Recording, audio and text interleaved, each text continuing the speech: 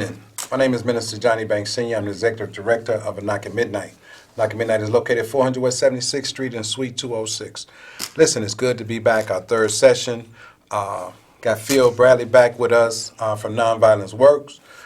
Phil, before we get too deep into what we're doing, tell the people a little bit about what Nonviolence Work does. Thank you very much. Nonviolent Works, we are a training institute. We train in nonviolence, the history, law, and science of nonviolence. We train community organizers, teachers, parents, youth.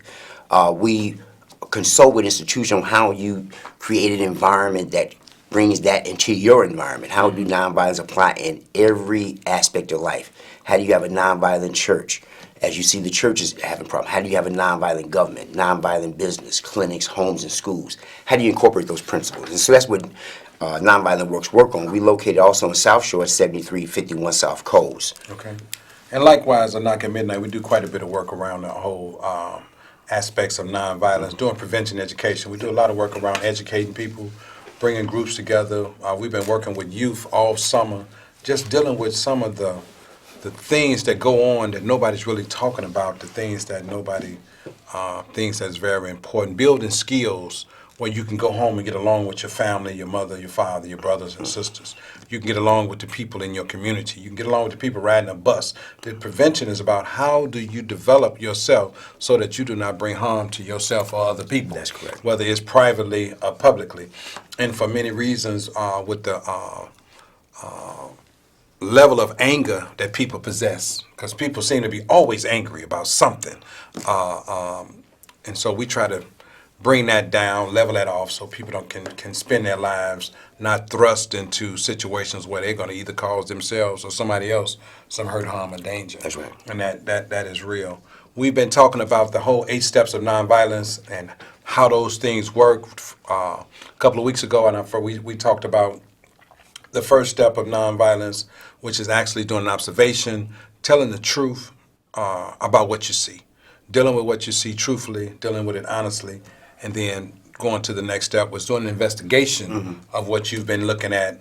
What was the findings based on what you saw? What truth came out of it that were either your truths or not your truth, your wrongs or not your wrong, but you could figure out a way to say, based on my investigation, I would do these things. And tonight we're going to work on step 3. We're going to talk about a step 3, which is the whole step of purification. Sure. You know, Dr. King dealt with 8 steps of nonviolence, and if you do the history of this and you do some research of it, you'll find that people thought it was 4 steps. Some people thought it was 6 steps, but it's actually an 8-step tool for problem solving and for self-development, community development, and nation building. Basically, how do people take 8 steps, and when they get through, they can solve their own personal social problems, help others with their personal social problems, correct their community, and restructure and rebuild where they live at. That's correct. And that's basically what we're talking about here. So, Phil, I'm going to throw it to you. If you could just kind of open up and talk about this whole notion of purification. What does that really look like? Yeah. Let's. We at an interesting crossroad. 2 major catastrophes just happened. 2 mass shootings. That without the tools of nonviolence, you can't see how to even solve the problem. Because violence can't solve the problem of violence. Violence only begets more violence. So as we look at the debating and how to move forward, well, without knowing the tools of nonviolence, there are no alternatives to violence. Okay, that's our biggest dilemma. So as we looked at the mass shootings, what was the observation? What was so interesting, Pastor Banks, is that the shooters actually walked in with weapons. Here's some people walking around with weapons, and no one made a observation. Absolutely. Nobody made an observation. Nobody saw that. They walked in the store. No one stopped them before they got to. No one made an observation. Cause we train ourselves not to see. Okay. Yeah. We train not to see, and that's what nonviolence train you to look at. You have to take a look at something. Now, after we see what happened, what scientific questions are we asking and answering around that event? Now, did we see any mental health problems? Did we see mental health? Did we see the shooters? Did any of those shooters have a mental health issue? Could we make that observation? Absolutely. Now, after so that's step 2. So we did an investigation. Oh, these people, they was really crazy,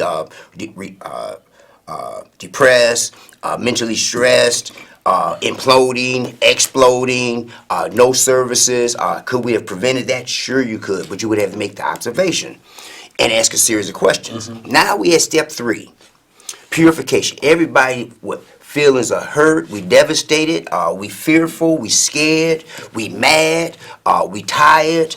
Now, you can't make choices and decisions under those conditions. Yeah. They say you can never make a rational choice being afraid, tired, hungry, scared. And this is what violence produces. Now, we have to go through a purification process so we get our hurt feelings out the way, get our anger out the way, get our fear out the way, so we can actually be able to come up with the correct recommendation to solve the problem. Absolutely. But if you didn't see it for what it is and don't ask a series of logical questions and walk around with hurt feelings, you are going to make an ill thought out recommendation. And the problem within a democracy is we may actually fulfill it because we voted it in. You say, how did we vote in lunacy policies? Well, we didn't take a clear look at it. We didn't ask enough questions. Right. We went in ill-motivated. Here was our recommendation. And the problem keep going on. Right, and you say we voted in. How is the National Rifle Association more powerful than the office of the president? That's right. When the presidential office is supposed to be the apex of this country and everything goes down. Right. But the National Rifle Association has been calling presidents out for years. Sure. And they are not responding in accordance to this group. And so it's something to take a look at, like you say. When you see it, you make an observation and you see that there's nothing that people are trying to get done in relationship to guns is to dismantle or even to address the NIA. Right. To really address them. To say, no, this is not happening anymore. Right. The laws are going to be changed. No, they start a lobby and everything stops. That's right. And in both cases, the assault weapons was used, which is something that they have been trying to ban, which the NRA don't want to ban, because it turns inner cities into actually war zones. And within a democracy, we don't have a right to go around shooting at our fellow citizens. And you don't make it easy, acceptable for it to happen under any conditions within a democracy. That's why most other places don't have violence the way we have it here in America. Absolutely. They watch the same video games, but they don't do what we do here. Because we have this false notion of that violence is a tool and not a sin. And this is our biggest dilemma. There was a time, Pastor Banks, that violence and murder was actually a sin. And the church commissioned it as a tool. Yeah, it's a means to an end. It's a means to an end. Absolutely. See, but in the end, it still is a sin. It condemns the person who's doing it. It produces evil externally for others. And you look up, we all look like we're in hell because we don't know how to, because murder gets out of hand. We're in Afghanistan right now, 14 years and counting, no end in sight. 1.3 million people have been killed, and there's no end in sight. Absolutely. No discussion about how the war would end, and the death just keep on going. Okay? And the question is, are we making an observation? Right. Are we asking the right questions? How do that make us feel? What would you recommend? But if you don't know the logical steps, well, you can't do the next logical thing. Absolutely. And that's our dilemma. Absolutely. So we stuck in the illogical world. Violence is the most illogical thing you can apply in any and all situations. Absolutely. I don't care if it's with your spouse. I don't care if it's with your wife. I don't care if it's with your child. I don't care if it's with your neighbor. I don't care if it's with it doesn't solve the problem. Right. It used to be the last resort. So, the last thing you resorted to was violence. Or something physical. Now it becomes primary. It's the first option. It's the first option. It's your first option. Kill it before it grows. Right. And without knowing the steps of nonviolence, you have to be unconsciously and sometimes consciously violent. Violence says, don't say what you saw. And so generally when a violent act happens, you try to keep it quiet. And as long as you keep the violent act quiet, you can't solve it. Violence say don't ask questions around why you're being violated. Don't question the violator. Okay, you can't question it when you're being violated. And so violence check off all these boxes. Get your feelings out the way. Act like you don't have any feelings about being violated. Get past being violated. Live with it. Walk it off. And you look up violence, check off every box. And you look up, we stop being logical.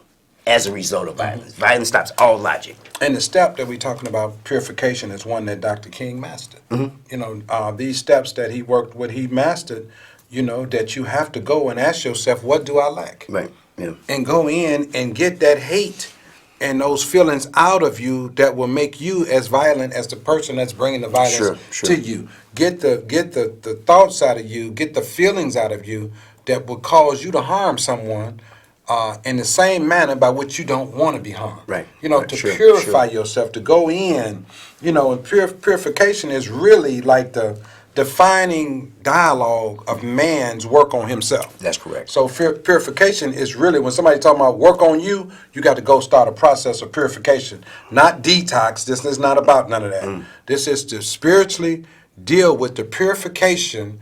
What's your motivation? What's your intent? Why are you acting and conducting yourself the way you conducting yourself? Why do you say that you hate people that are full of hate? Right.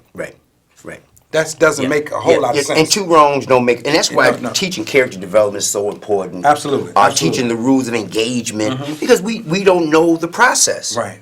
We just out in the world with no rules of engagement, a whole bunch of hurt feelings, can't make a coherent observation, don't ask the right questions, hurt feelings, and you look up, you be part of the syndrome versus being part of the solution. And from a theological interpretation, even a Christian reality, when people start talking about purification, it talks about to endure. You know, to endure wrong, but you don't resist it by force. Right. You don't take wrong and then perpetrate another wrong. Sure.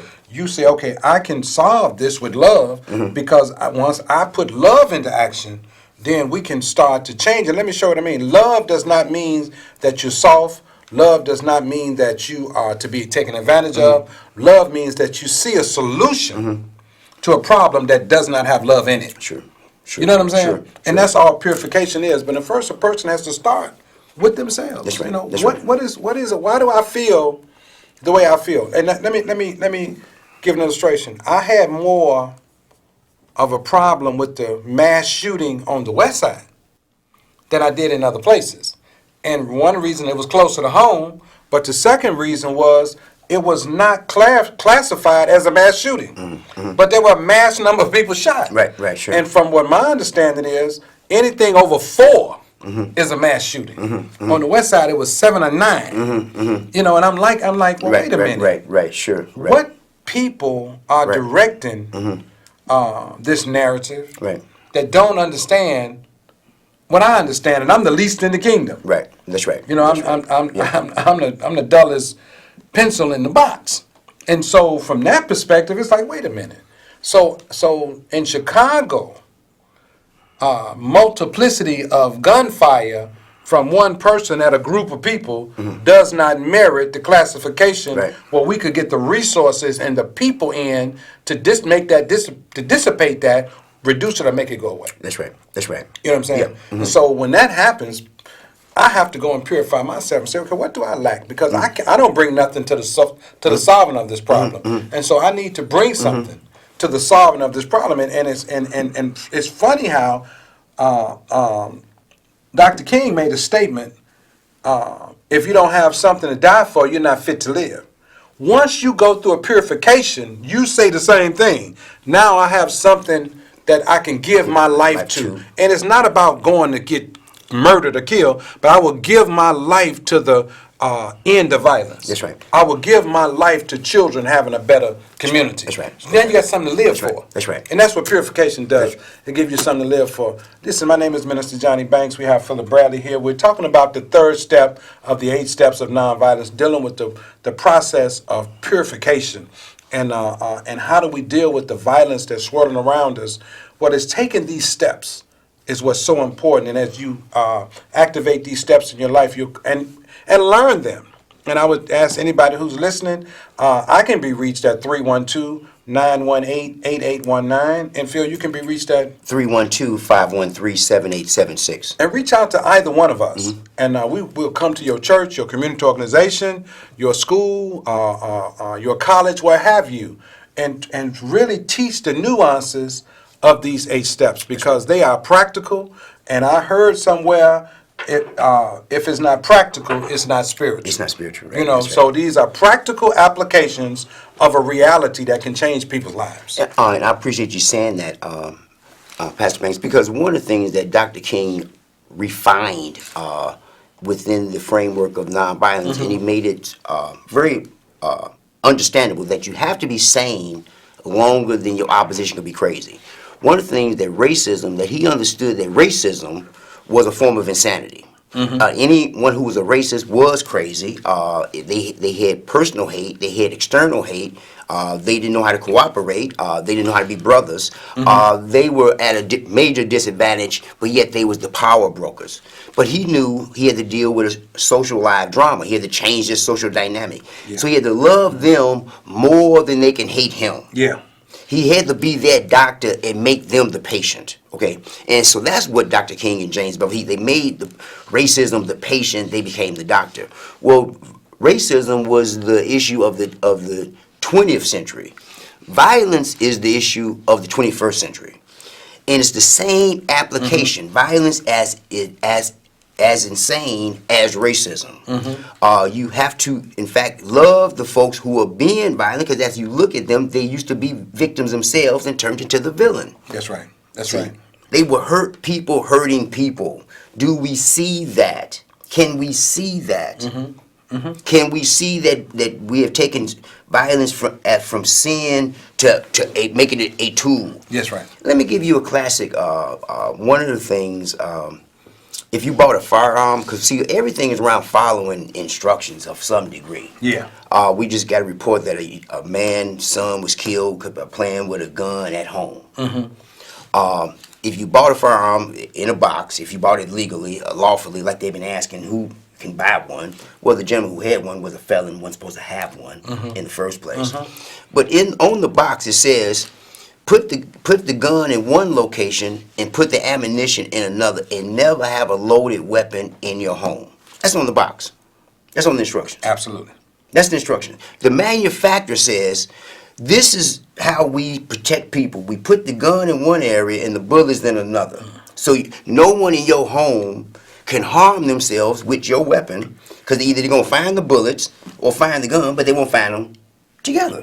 Something like the cigarette pack saying that smoking would kill Kill you. They give you these instructions. Okay. Okay, now what steps you do thereafter is now they are no longer liable Yeah.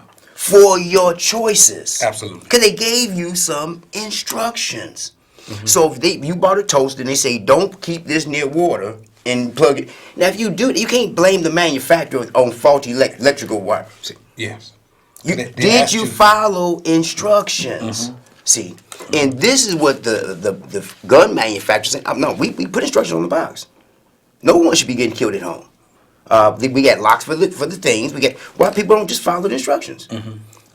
And they say, and the only time you should point this at someone and when you intend to use it. So we would even have to ask the police department, why are you pointing weapons at people? Because the instructions say don't point your weapon at someone unless you intend to use it. Absolutely. So you have. So- So when you point this weapon, You have intent. every intent to use it. Absolutely. There's no reason. Absolutely. Don't point this at anyone without the intent to use it. And they do it all the time. So purification asks the question: what's your motivation to point the weapon? And why you can't follow instructions? Which is why you have to go and do this examination of yourself. Self, right. Absolutely. What? Absolutely. Well, the instructions say, unless you're going to use this for deadly, don't point it, because that's what it creates. It creates this phenomenon when you do this, okay? And you can't play with it. Absolutely. You can't be playing with it. Absolutely. And so none of us is following instructions. That's right. Okay? And mad. It's like God gave us some instructions. We don't follow instructions. Now we get mad with the manufacturer. Right. Well, the manufacturer said, do X, Y, Z. You don't do that and wonder why death is knocking at your Right. door. But purification is checking your own motives, getting past your own fear, getting past your own anger, rage, so that you can respond. Absolutely. See, violence makes you where you can't respond. It puts you in a code of silence. The no snitch clause. The victim have to be silent. Then you come out and do violence in other weird ways. You're right. Or it makes you reactionary. It makes you reactionary, Yeah. and that doesn't solve the problem. And so, within the 8 steps, confrontation is step 7. But like you said, it's 6 other things you would have to do before you even justified it being in a confrontation. Absolutely. Absolutely. And that's why when we do mediation and intervention and violence interruption, when you finally separate the people and ask a series of questions based upon your observation, you find out it was always a misunderstanding, misinformed, Yeah. misdeed, misfire, Something went wrong. a misunderstanding. Yeah. But yet people's lives about to be lost, people about to lose the right to be educated around a misunderstanding. Okay, and that's what violence is. We don't understand it. Right. Jesus said something very profound as he was being violated. Forgive them because they don't know what they're doing. They don't have no idea what they're doing. That's right. It's not that they some geniuses and they own something. They have no idea what they're doing, and that's why it's insanity. Okay, I can see that. That's why it's insanity. And our time goes so fast. I just want to reiterate that when we're dealing with purification, it gives you some. It gives the person who goes through the purification, looking at themselves, examining themselves, doing inventory of problems and their responses to the problem, their non-responses to the problem.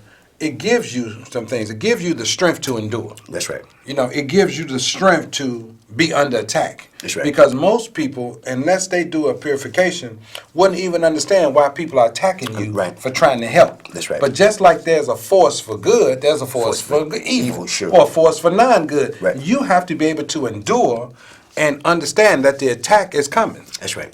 For every action, That's right. there's going to be an equal and opposite reaction. So our actions in this stage is to really understand that you have to hold on and make sure that you don't become the person or the problem that you're trying to solve. That's correct. And many people become the problem. Trying to It's solve trying the to problem. solve the problem. That's correct. And that's what we see today. So many people have become the problem. That's right. Everybody's mad. Everybody's mad. There is no real brotherly love or neighborly love or goodwill toward men. Everybody's got a problem with each other That's about right. something. That's right. So to have people in your life that you can just dialogue and discuss and debate without anything coming out of it except more dialogue, discussion, and debate. When you don't have those things, you're missing a big part of your Sure, life. sure, People sure. are drinking and smoking and anesthetizing themselves and medicating themselves so they don't have to deal with themselves. That's right. That's right. Everybody wants to deal with the problems of others when the problem that you have to deal with is the problem of yourself. And that's where this whole purification becomes real because you become a better person after facing yourself. That's right. I am my demise. I cause my problems. That's right. It's like someone that drops out of school, and if you never dropped out of school, you wouldn't know what I'm talking about. But since I dropped out of school, I help you with this dynamic because this is crazy psychology. But anybody that's dropped out of school, in some subtle way, you got a problem with people that didn't. Right. You may not really express it that way, Right, sure. but it'll come out in ways that are so antisocial Right. and so unlike what you should be doing. Right, sure. If somebody's talking about their education and talking about their graduation and talking about their Right, prom, and right. you got a little problem with it, and so you become an antagonist for education, even though you may actually be promoting education. Sure, You see what I'm sure, saying? sure, Well, that's the same way when a person is trying to solve a problem, and there's people around him that understand that or don't understand that the problem can be solved. Violence can be solved. Violence can be solved. And one of the things, and it's putting the parameters of defining it for what it is, Yeah. and knowing the equations on how they unfold. Let's do it real simple. The first theological definition of violence is to be unaware or to be aware and disregard that you or another is a child of God. That's the first act of violence. You can violate yourself or another people because you are unaware of who you are and who they are, or you are aware and just totally disregard it. Absolutely. That's the first act. Absolutely. The other aspect of violence, so the question is, in these mass shootings, did we see that? Did we see people who are unaware and disregard that another person had value? Yes, we saw that. Now, do we see the equation of violence? A concealed truth and a promoted lie. Did that happen? Did the shooters themselves have a truth they wasn't telling and a lie that they was promoting for this act to happen? Absolutely. Absolutely. Absolutely. Absolutely. And it's called motive and intent. What was their motive? And that's the problem. So the police are trying, what was the motive of the crime? Because the motive is always a concealed truth, because you have to establish motive. What was the intent? Well, you see, how did he come to this conclusion? He totally disregarded the value of other people. Absolutely. He just totally disregarded. Absolutely. He disregarded his own, he disregarded theirs, and here come violence. A total disregard. And we want to define it away instead of just dealing with the truth of what that is. What it is. So that we can go and get ourselves cleaned up, get ourselves right, and move forward. In the Right. solution. Was he aware that he was a child of God, and was he aware and just totally disregarded that other people were? Now, if he's walking around the United States of America in this constitutional democratic republic and have no idea that he is a child of God, we have failed. Absolutely. Absolutely. Absolutely. I agree with that. We have failed him. Oh, he's walking around unaware of disregard That's right. of his value and the value of others with all these social services, all this help, all this support, when in fact, at the end of the day, we are suffering from mental health, Right. from the top to the bottom. Listen, this time goes so fast. Seems like as soon as we start talking, the time runs out. Listen, again, I'm Minister Johnny Banks Sr. I'm the Executive Director of Anoka Midnight. Anoka Midnight is located at 400 West 76th Street. We're doing prevention education. We're doing a lot of work on truancy. We're doing some college readiness for a number of students at a number of schools. Our family advocacy services are open to the entire community. Anything that Anoka Midnight is doing, you can call our office at 773-488-2960. We'll let you know what it takes for you to come and be a part of what we're doing. Everything we do is without cost. You're more than welcome to participate. And Phil, could you close us out? And thank you, viewers, for looking and listening, because that's what it's going to take. Did we see, now that we see, what questions will we now start to pose that we didn't do before? And that's what nonviolent works bring to the situation. It gives you another skill set and some tools to examine your own life. That's right. Between now and next week, use your awareness. Be aware that other people have value. No, say it. Use your Your common sense. I know I was going to bust out common sense. I know. Hey, thank you. And we'll see you.